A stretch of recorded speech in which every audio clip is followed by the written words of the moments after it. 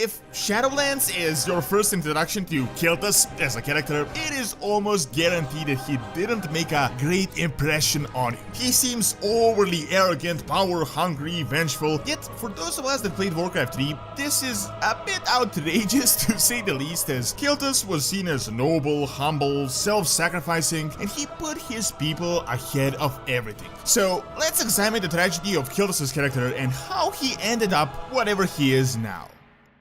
I'd like to thank Ridge Wallet for sponsoring this video. They've sent it to me about 6 months ago and it is amazing. You can put in 12 cards, you can put cash on the side, and it is just so much more practical than a regular wallet. Right now it is the anniversary of the Ridge Wallet that was launched 8 years ago on Kickstarter. As they're celebrating their successful funding and the sale of over 1 million wallets, there will be a 15% discount of the entire store, essentially like Black Friday but in March. Check out my link in the description below and get free worldwide shipping.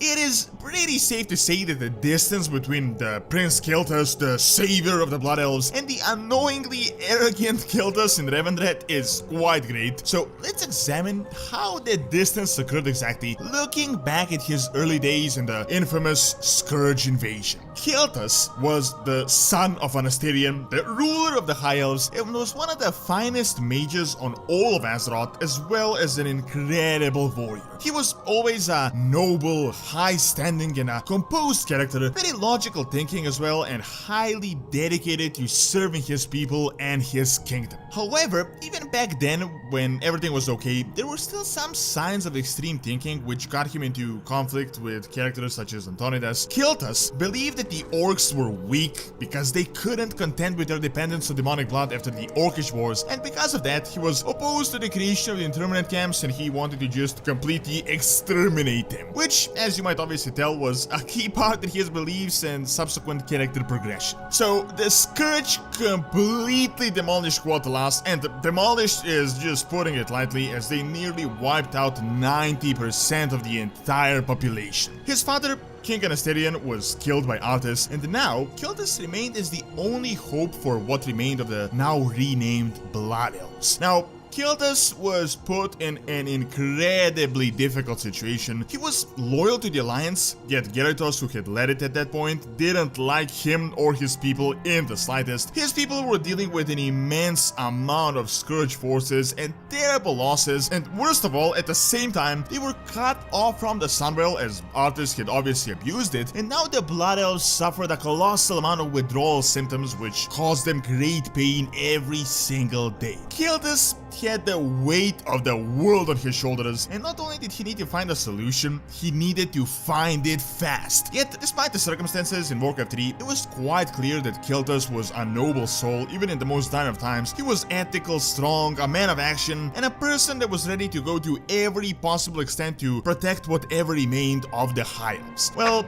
he found salvation in Illidan, who had promised him the potential to siphon demonic magic in order to cure his people, and thus he joined his cause and ventured to Outland. After the failed attack on Lich King and before the Burning Crusade, everything changed, and Kael'Thas' character made a 180-degree turn. See, Illidan's main goal was to fight and defeat the Legion, and he was ready to go to whatever extent possible in order to accomplish that goal, like literally every possible extent. On the other hand, Kael'Thas wasn't really thinking this way. While he did care about defeating the Legion, and he knew it was the Legion, the Scourge, that destroyed his people, his main goal was finding a cure for his kingdom and to restore it to its former glory. Kael'Thas made an expedition to Outland with a part of the Blood Elves, while promising his people back home that he won't return without a cure and that he will do anything in order to restore Kael'Thas to its former glory. Which obviously meant that high expectations were put on the prince, and in a way, he was seen as their only hope for their future. Well, now after the dust had settled a bit, Illidan was building his demon hunters and planning invasions on demonic planets, all in this grand, gigantic plan of defeating Sargeras in the far future. Yet Kael'Thas didn't really share his exact vision, and he realized that years were passing, yet he was not finding any sort of a cure, and that Illidan might be using him. The burden on his shoulders became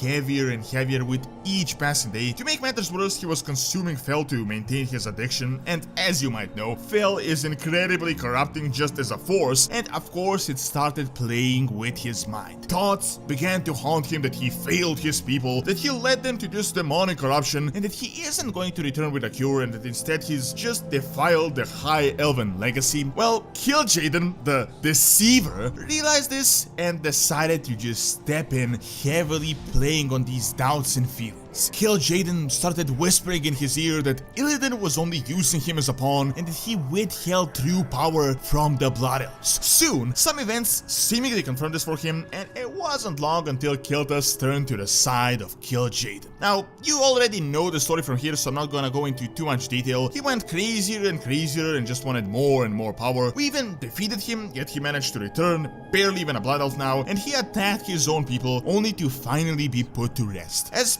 you might tell, it was quite a tragic fate, very similar to Arthas, just in a different manner, and a different world was in question. However, the key here of how this terrible fate happened was that his boundaries were broken, and it was essentially just a slippery slope from there. At first, he thought ciphering demonic magic was blasphemy and complete madness, yet Illidan showed him how to do it in a minor way, and he was already beyond desperate. It's not like he had any other choice, so that was the only solution available. At the same time, his burdens weighed heavily on him and caused him to use the logic like, I've used this much, let's just use a bit more, and only if I get a bit more power I can be more useful for my people, and it all just started going downhill from there. Also, factor in that Fel is inherently corruptive as well, so it just destroyed him that much faster. Now, after this, Kael'Thas went to the Arbiter and he was assigned to Revendreth, rightfully so. What happened at this point is key as to why he is so much different when compared to his Warcraft 3 self, even different when compared to the Kael'Thas version from the Burning Crusade. Denathrius, Sire Denathrius, saw that he was a powerful soul, and he decided to use him as a weapon as he was trying to empower the jailer. So not only did Denathrius amplify his own sins, which were plentiful as it is, but he also burdened him with the sins of others as well, to a point where it just made him seriously unstable, self-destructive, and driven pretty much to the limit of existence. So because of this, he seems a lot crazier than he even was back in TBC, which means that if you didn't play then and you only know him from Warcraft 3, you wouldn't even recognize the character. From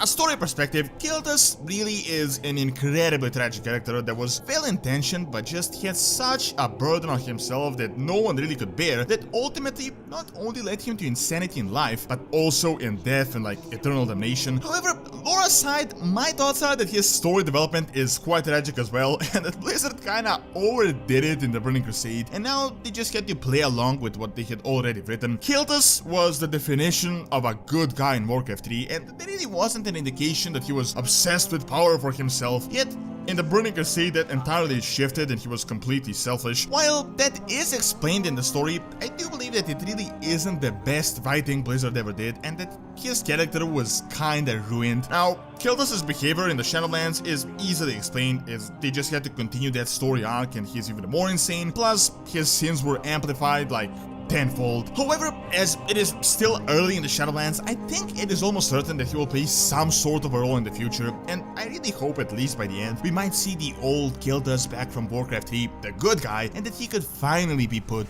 to rest. Thank you for watching. Check out Is Kael'Thas Still Loyal to Arthas by clicking on the screen, and also check out Doronsmovies Academy for videos on real world history and science. See you next time.